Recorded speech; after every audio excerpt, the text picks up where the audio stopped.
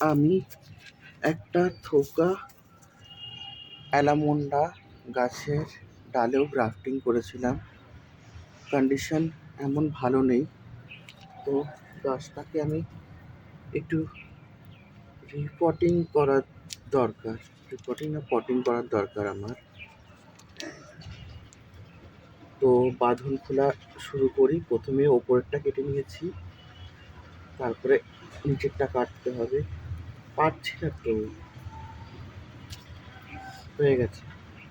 এই যে এবার এই গাছটার থেকে আমি ভালো রেজাল্ট তো পেলাম না।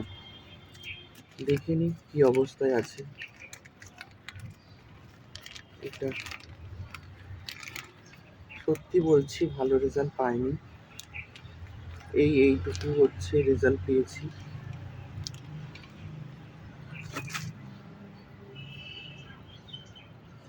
খুব সাবধানে করতে হবে। আর আমি সব জোগাড় করে করে কাজ করছি। ওই ভালো এদেরকে এখন কোনো কিছুই দিতে পারছি না, নিজের ব্যর্থতা।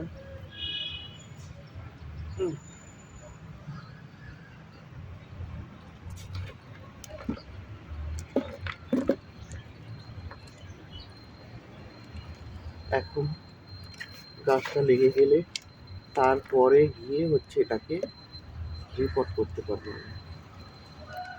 এখন আপাতত এইভাবেই ওকে থাকতে হবে।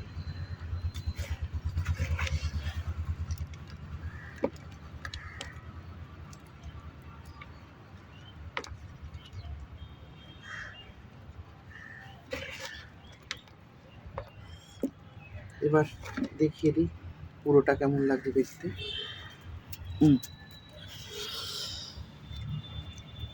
পুরো গাছটা ঠিক এরকম।